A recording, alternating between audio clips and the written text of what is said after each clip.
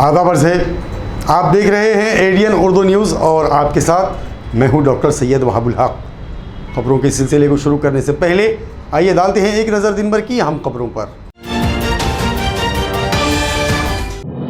Reservation के लिए आइन में तरमीम के साथ मराठा और मुस्लिम रिजर्वेशन के लिए रियासत में उठने लगी हैं आवाज़ें। बागियों के खिलाफ सख्त हुए मकामी कांग्रेसियों के तेवर। ग्राम पंचायत नायब सदर की पिटाई के मामले में मुलजिम कांग्रेस व शिवसेना के लीडर जमानत पर हुए रिहा।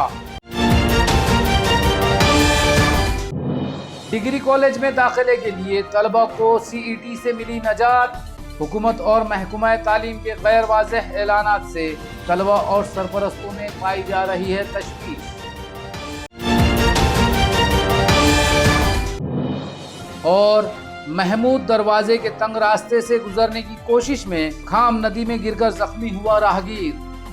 अब खबरें तफसील से। रिजर्वेशन के लिए आइन में 102वीं तरमीम करते हुए मरकज़ी हुकूमत में रिजर्वेशन के तमाम इख्तियारात रियासती हुकूमत को सौंप दिए। उसके साथ ही रियासत में अब रिजर्वेशन के लिए सरगर्म हलकों से मराठा और मुस्लिम रिजर्वेशन के लिए आवाज़ें उठनी शुरू हो गई। केंद्र सरकारने जो निर्णय घेतलेला आहे त्याचा निश्चित फायदा होईल। 50% प्रवास मराठा आरक्षणाचा कमी होईल, परंतु हा निर्णय घेत असताना मागचा जर सुप्रीम कोर्टाचा इतिहास बघितला, ऑर्डर अस्तित्वातले बघितले, त्याच्यामध्ये 500 कोर्टाने केलेला आहे की अपवादात्मक परिस्थिती आम्हाला दिसून येत नाही। मग अपवादात्मक परिस्थिती ठरवायची कोणी? मग यासाठी आमची अशी विनंती राहील, राज्य सरकार राहील, केंद्र सरकार राहील, या दोघांनी एकत्र येऊन काहीतरी पॅरामीटर डिसाईड केले पाहिजे। कारण मागास आयोगाच्या रिपोर्टमध्ये सांगण्यात आलं होतं ते आकडेवारी कोर्टाने आकडेवारी स्वीकारली, परंतु निकाल स्वीकारलेले नाही। हाच प्रश्न पुन्हा एकदा येईल। यामुळे अपवादात्मक परिस्थितीबाबत स्पष्टता आली पाहिजे आणि ती स्पष्टता आली तर कोणीही मराठा आरक्षण थांबू शकणार नाही। केंद्र सरकार की तरफ से अभी एक फैसला आया है कि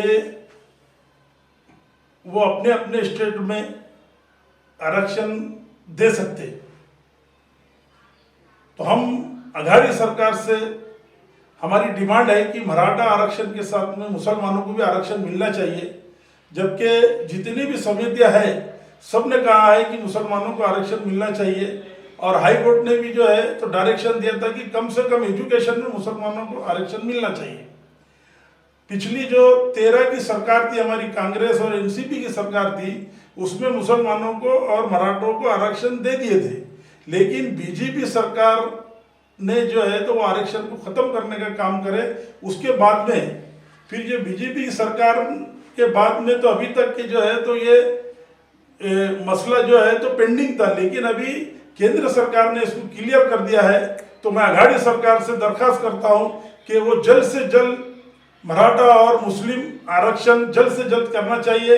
हो क्या प्रिंट मीडिया हो, एक न्यूज़ पूरे भारतवर्ष में दबा के चल रही है कि घटना की जो 100 दुरुस्ती जो आई हुई है उसी को लेके पिछले कुछ दिनों से महाराष्ट्र के अंदर और केंद्र सरकार की तरफ से मराठा आरक्षण को लेके बहुत सारी बातें हो रही थी कि घटना दुरुस्ती को लेकर केंद्र सरकार ने घटना दुरुस्ती को लेकर महाराष्ट्र राज्य की तरफ जो मैं समझता हूँ जो उन्होंने बॉल जो फेंके हैं उसको लोग अपने अपने नज़रिए से, पॉलिटिशियन लोग अपने नज़रिए से उसको ले रहे हैं। मैं समझता हूँ जहाँ तक कि मागास वर्गीय में जो OBC की जो गणना का जो मामला आया है OBC आयोग का, उसके अंदर अब एक नया इशू पैदा हो जाएगा कि OBC वर्सेस ओपन कैटेगरी का। अब OBC की काउंटिंग जब हो जाएंगी, जनगणना हो जाएंगी और उसके अंदर दूसरी जातियों को जब शामिल किया जाएगा, पहले ही OBC को उतना जो अपना हक जो मिलना चाहिए था वो नहीं मिल रहा है।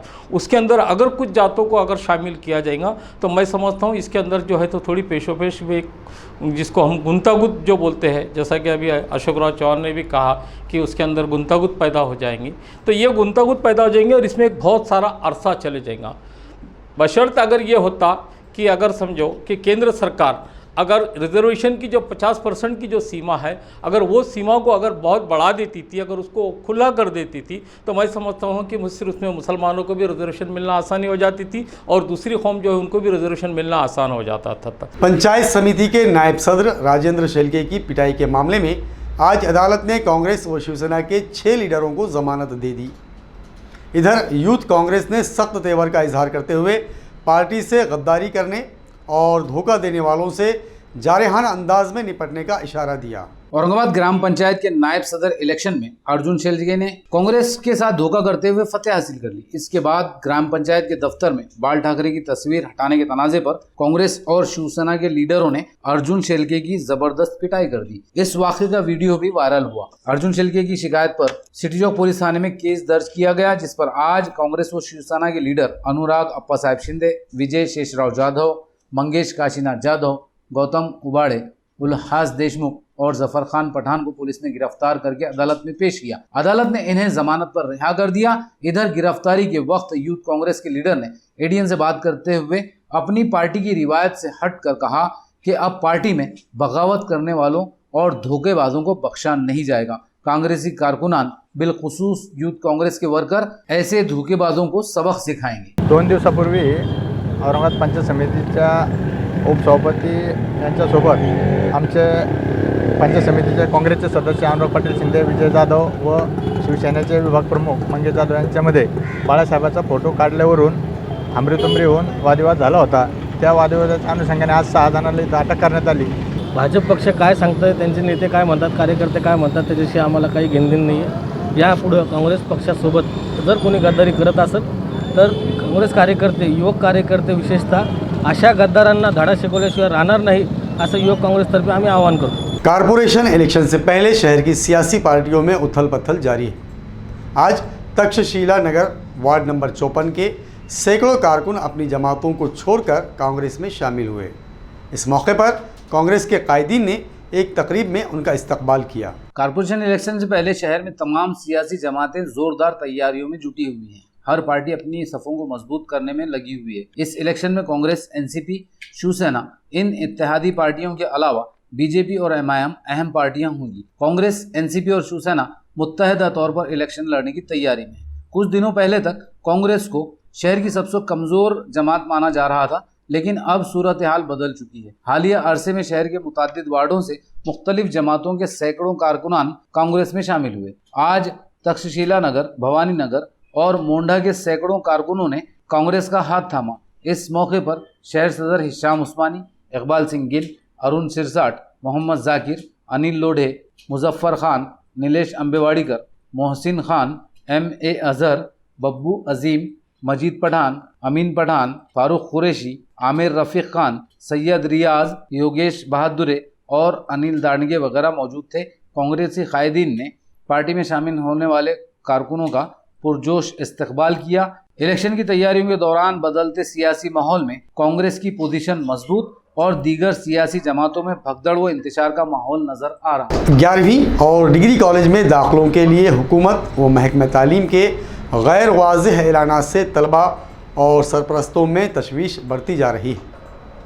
इधर आज रियासती वज़ीर बराए आला व तकनीकी तालीम उदय सावंत ने डिग्री कॉलेज में दाखिले के लिए CET की शर्त ख़त्म करने का ऐलान किया, लेकिन उस ज़िमन में कोई अहकामात जारी न होने से तालीमी इदारे वज़ीर तालीम के इस ऐलान से नावाकिफ़ हैं। कोरोना वबा के सबब 10वीं और 12वीं के इम्तिहान मनसूख करके तलबा को इनकी तालीमी काबिलियत की बुनियाद पर पास कर दिया गया। अब 10वीं पास तलबा दाखिलों के लिए जूनियर कॉलेजेस का रुख कर रहे हैं, लेकिन 11वीं में दाखिले के लिए बोर्ड ने CET की शर्त लगा दी। महकमा तालीम, वजारत तालीम और बोर्ड इंतजामिया के दरमियान कोई तालमेल नज़र नहीं आता, जिसकी वजह से हुकूमत, महकमे और बोर्ड की जानिब से CET के ज़मीन में मुतजाद बयानात सामने आ रहे हैं। कहीं CET ख़त्म करने की बात कही गई तो कहीं पर CET को इख्तियारी बताया गया। इन मुतजाद बयानात तलबा और सरपरस्तों के अलावा तालीमी हलकों में भी तशवीश पाई जा रही है। मौलाना आज़ाद कॉलेज के प्रिंसिपल मज़हर फारूकी ने ADN से बात करते हुए वाज़ेह किया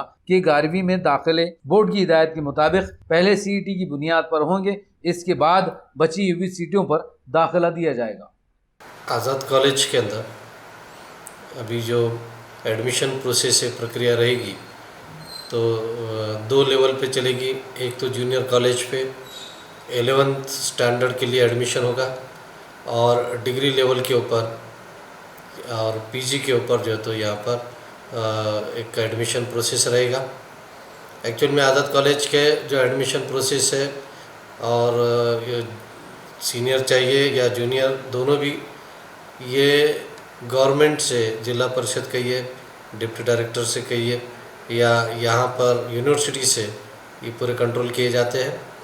हम उन्हीं के रूल के तहत चलेंगे।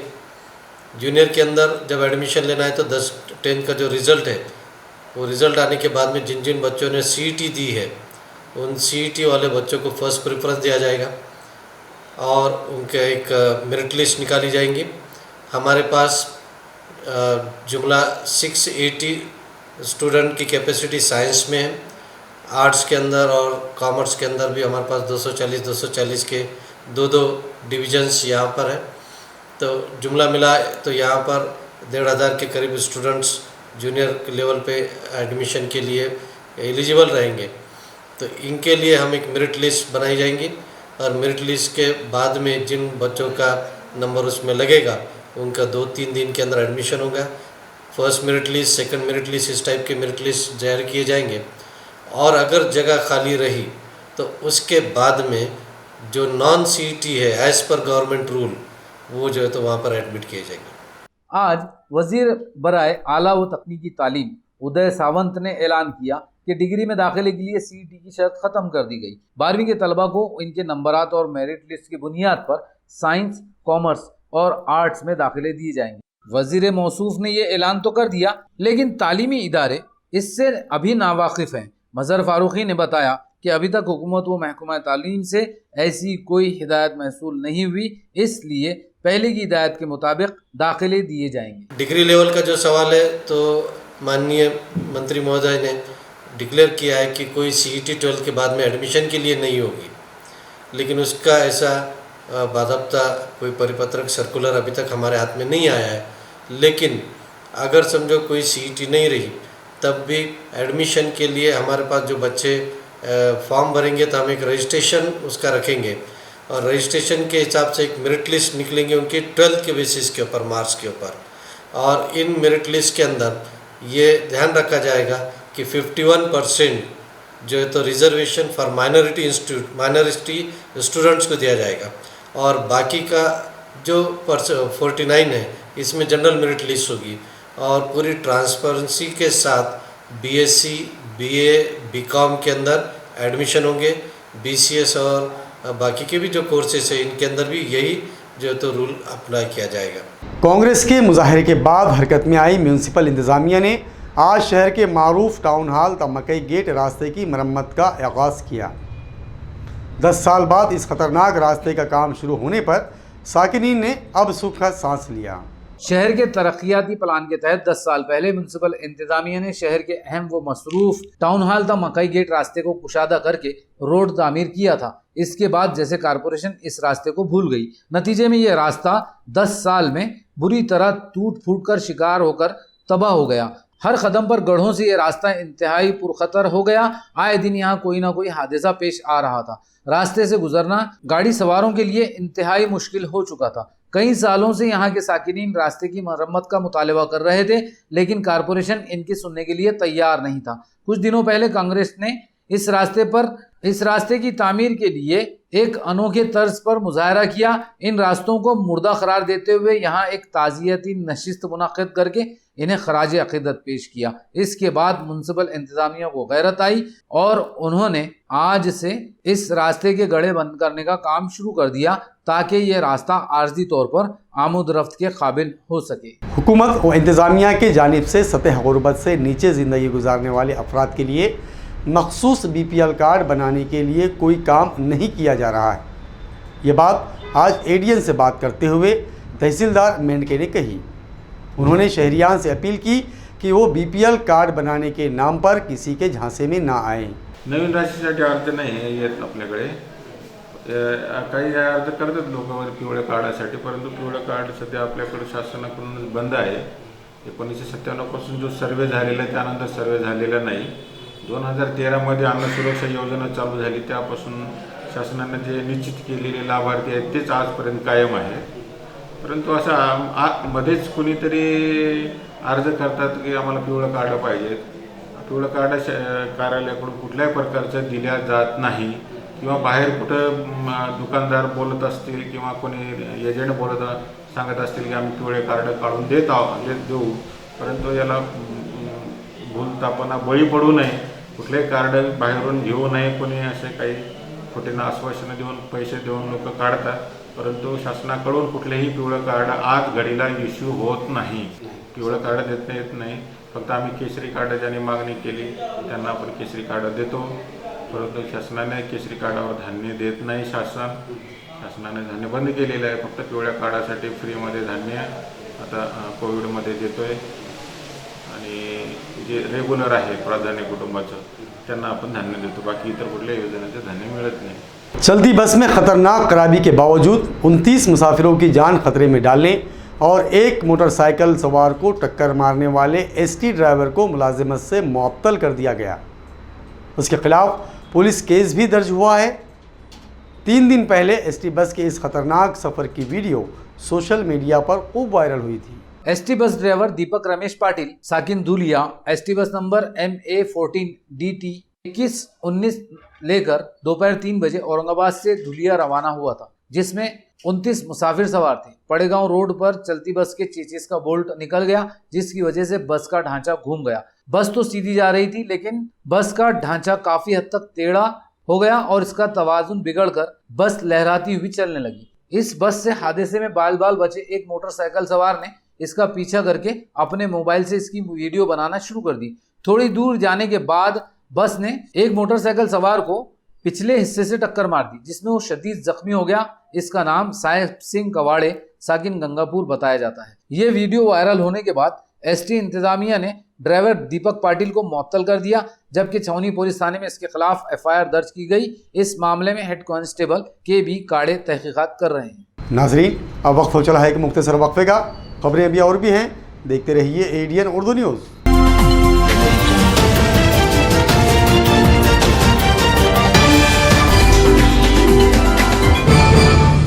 जब भी गोल्ड लोन का ख्याल आए तो मुथूट फाइनेंस का ही नाम आए।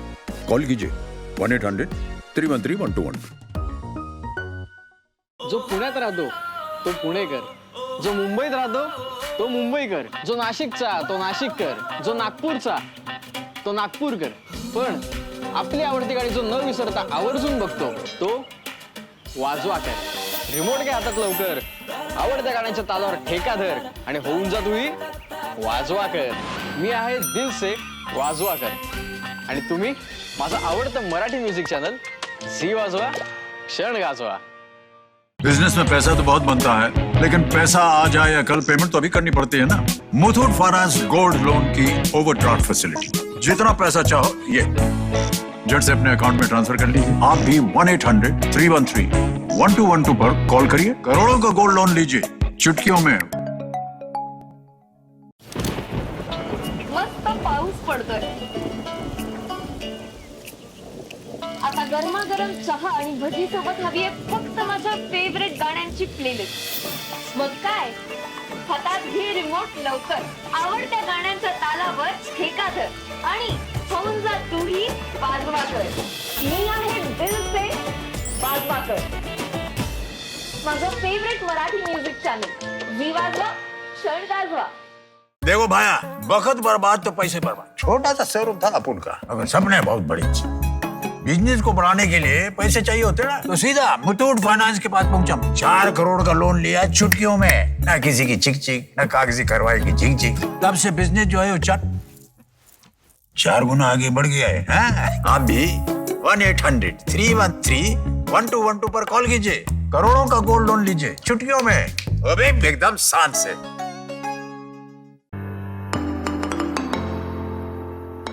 नमस्कार, मैं डॉक्टर प्रकाश कंकरिया, नेत्रतज्ञ, लेज़र शस्त्रक्रिया विशेषज्ञ, साई सूर्य नेत्र सेवा अहमदनगर, माजी अध्यक्ष, महाराष्ट्र राज्य नेत्रतज्ञ संघटना आणि राष्ट्रीय अध्यक्ष रिफ्रॅक्टिव्ह सोसायटी इंडिया। आज तरुणांना विशेष करून चष्मा असल्यामुळे, दृष्टिदोष असल्यामुळे त्यांना आयुष्यामध्ये बऱ्याच संधींना मुकावं लागतं। विशेष करून ज्यांना सैन्यात जायचं आहे, ज्यांना पोलीस भरती आहे, MPSC UPSC परीक्षा आहे, पर्सनॅलिटी ओरिएंटेड जॉब्स आहेत. अशा खूप ठिकाणी या युवकांना या चष्म्यामुळे नकार मिळतो आणि त्यांचं आयुष्याचं सगळं स्वप्न विरघळून जातं. त्याचप्रमाणे युवतींना विशेष करून ज्या तरुणी आहेत त्यांना चष्म्यामुळे लग्नाला नकार मिळतो.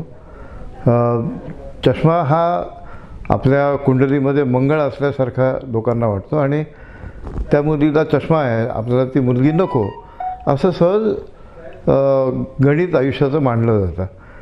या चष्म्यामुळे खूप लोकांच्या तरुणांचं जे स्वप्न आहे हे भंगतं आणि म्हणून आपण आता मुद्दाम साई सूर्य नेत्रसेवाच्या ह्या 35 वर्षाच्या प्रवासामध्ये आपण दरवर्षी वर्धापनदिनी अशा तरुणांसाठी आणि तरुणींसाठी ज्यांना चष्मा आहे आणि दृष्टीदोष आहे अशा युवकांसाठी आपण मुद्दाम हे लेसर नेत्र शस्त्रक्रिया शिबिर हे विशेष करून मागील 35 वर्षापासून आपण राबवतो आहोत.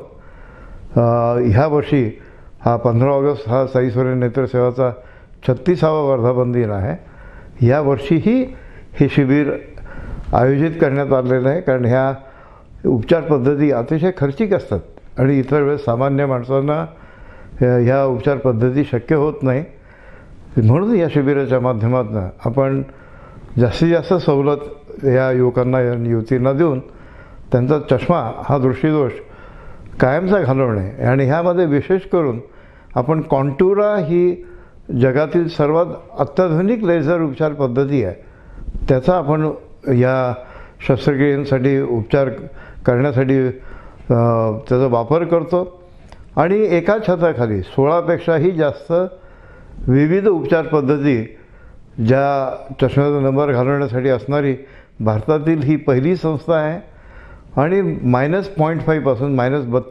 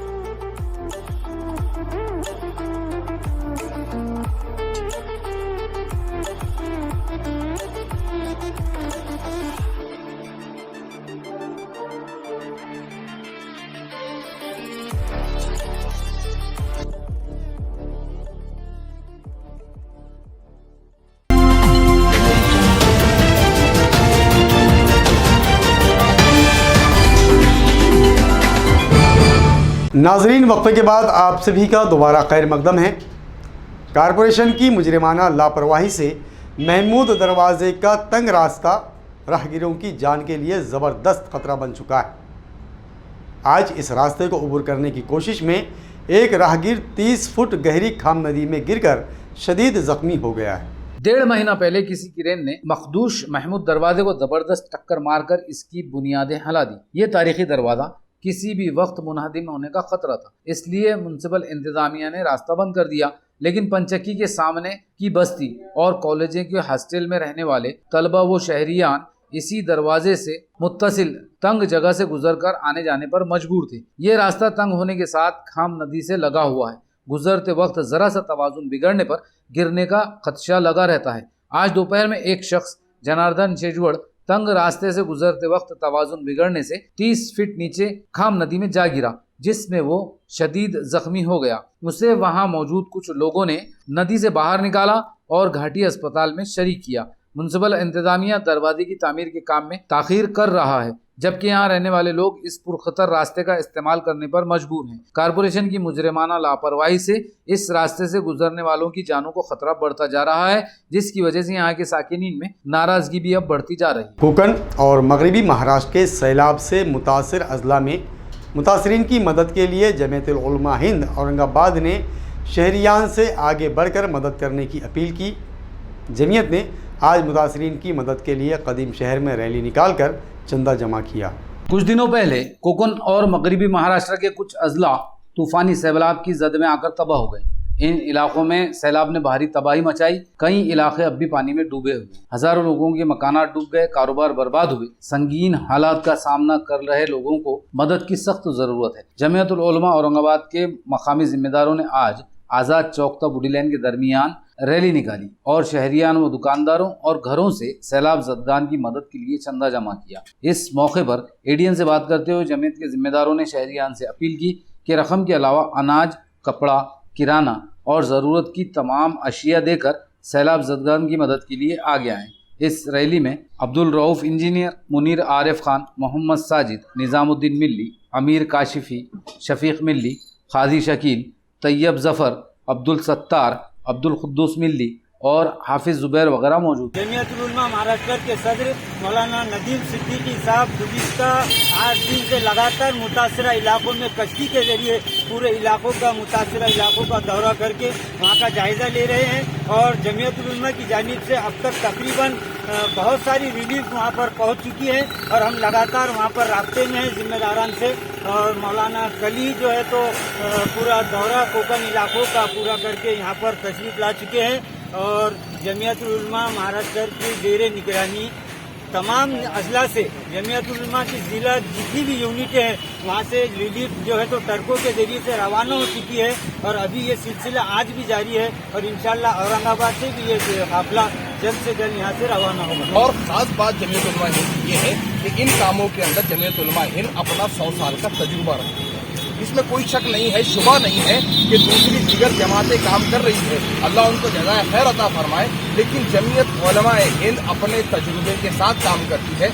नांदेड़ के अंदर जब सैलाब आया था तो जमीयत उलमा हिंद ने बस्तियां बसा कर दी मदनी कॉलोनी की शक्ल में। कश्मीर के अंदर जमीयत उलमा हिंद ने जो है तो मदनी कॉलोनी की शक्ल में कई बस्तियां बना कर दी है। मुजफ्फरनगर के अंदर जमीयत उलमा हिंद ने कई बस्तियां बना कर दी है। इसी तरह से कोकन की भी एक गांव की एक रिपोर्ट है कि 40 मकानात थे पूरे के पूरे बह गए हैं और जमीयत की टीम वहां जाकर सर्वे की और इंशाअल्लाह आप मुस्तकिल पे देखेंगे वहां पर भी एक मदनी कॉलोनी खड़ी होगी जो जमीयत उलमा हिंद छत का इंतजाम है। हरसुल के गुरुचरण रेसिडेंसी की तरफ जाने वाला रास्ता पड़ोस की सोसाइटी के साकिनीन ने बंद कर दिया। रास्ता बंद होने से परेशान साकिनीन ने आज म्यूनसिपल इंतज़ामिया को मेमोरेंडम पेश किया और रास्ता दोबारा शुरू करने का मुतालबा किया।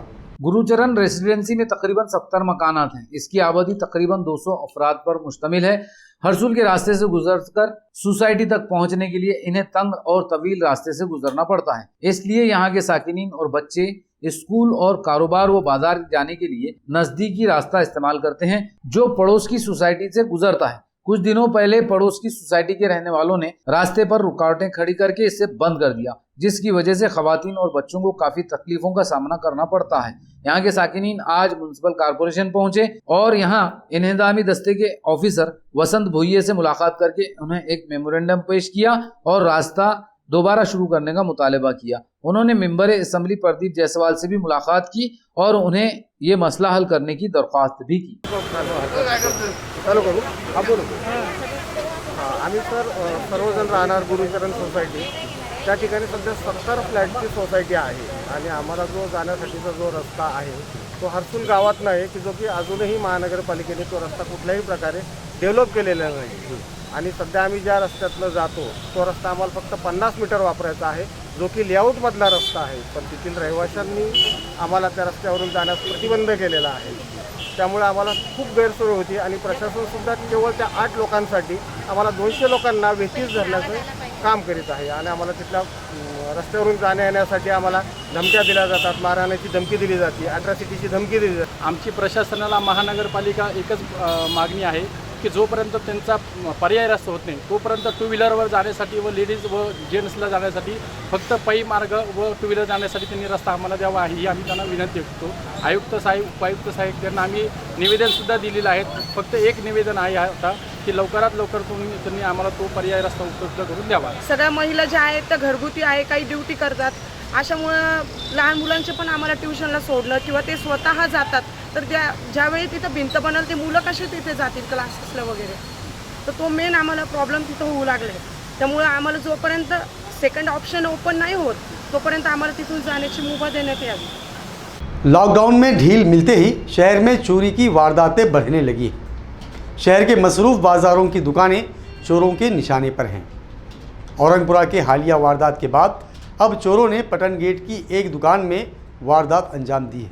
लॉकडाउन की पाबंदियों में मकानों और दुकानों में चोरियों की वारदातें तकरीबन खत्म हो चुकी थी। इस अरसे में व्हीकल चोरी और मंगलसूत्र उछलने की वारदातें जारी रही, लेकिन अब लॉकडाउन में ढील मिलते ही चोरी की वारदातें भी बढ़ने लगी हैं। कुछ दिनों पहले औरंगपुरा में एक इलेक्ट्रॉनिक्स की दुकान में चोरी की एक बड़ी वारदात पेश आई थी। अब बुध की रात पैटर्न गेट की MR कलेक्शन नामी दुकान का खुफल तोड़कर चोरों ने यहां से माल चोरी कर लिया। इस वारदात का मंजर CCTV कैमरे में कैद हुआ है। वारदात की शिकायत क्रांति चौक पुलिस थाने में दर्ज कराई गई। कारोबारी इलाकों में इन वारदातों से व्यापारियों में तशवीश बढ़ती जा रही है। करमाड़ पुलिस थाने के हुदूद में मातंग समाज की एक खातून के साथ ज्यादती के खिलाफ आज अन्ना भाऊ साठे फाउंडेशन की जानिब से कलेक्टर ऑफिस पर मुजाहिरा किया गया।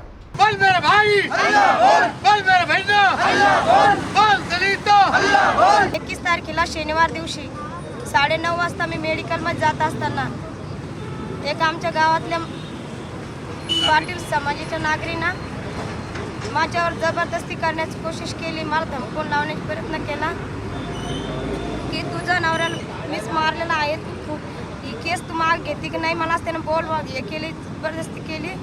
मी काही ऐकलंच नाही। मी समोर पळत आले, त्यानं मारहाण केली, मला खूप टॉर्चर बी केलं। आज या ठिकाणी आम्ही निदर्शन आंदोलन करत आहे, कारण शेंद्रा कमंगर येथील ज्योती सुरेश घोडके यांच्या पतीचा 6 महिन्यापूर्वी घातपात झालेला आहे आणि करमाड पोलीस स्टेशनने त्याची घातपातची नोंद अपघातामध्ये केलेली आहे। त्याची चौकशी आम्ही CID मार्फत करा म्हणून ज्योती घोडके मार्फत संघटनेच्या वतीने आम्ही मुख्यमंत्री, गृहमंत्री, जिल्हाधिकारी, IG साहेब, पोलीस अधीक्षक, पालकमंत्री यांना सर्वांना निवेदन दिलेले होती आणि त्यांना सांगितलं होतं की या महिलेच्या जीवितास धोका आहे, या महिलेच्या पतीचा घातपात झालेला आहे, परंतु या प्रशासनानं त्याकडे दुर्लक्ष केलं आणि 31/7ला या महिलेला रात्री त्या गुंडप्रवृत्तीच्या लोकांनी अडवून तिला जीवे मारण्याचा प्रयत्न केला, तिचा गळा दाबला, तिचा विनयभंग केला आणि जातीवाचक शिवीगाळ केली, मारहाण केली। शासनाने लवकरात लवकर या महिलेचं पुनर्वसन करावं, तिला शासकीय सेवेत कामावर घ्यावं आणि या सर्व प्रकरणाची चौकशी ही CID मार्फत झाली पाहिजे आणि जे पोलीस अधिकारी दोषी असतील त्यांना सुद्धा निलंबित केलं पाहिजे, अशी आमची आज मागणी आहे। खबरों के सिलसिले को खत्म करने से पहले आइए डालते हैं फिर से एक नज़र दिन भर की अहम खबरों पर। रिजर्वेशन के लिए आइन में तरमीम के साथ मराठा और मुस्लिम रिजर्वेशन के लिए रियासत में उठने लगी हैं आवाजें। बागियों के खिलाफ सख्त हुए मकामी कांग्रेसियों के तेवर। ग्राम पंचायत नायब सदर की पिटाई के मामले में मुलजिम कांग्रेस व शिवसेना के लीडर जमानत पर हुए रिहा। डिग्री कॉलेज में दाखिले के लिए तलबा को CET से मिली नजात। हुकूमत और महकमा तालीम के गैर वाज़ेह ऐलानात से तलबा और सरपरस्तों में पाई जा रही है तशवीश।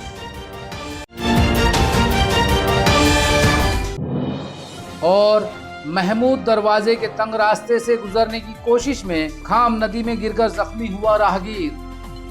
नाजरीन, ये थी आज की खबरें। कल फिर मुलाकात होगी नई खबरों के साथ। तब तक अपना ख्याल रखिए और देखते रहिए ADN उर्दू न्यूज़।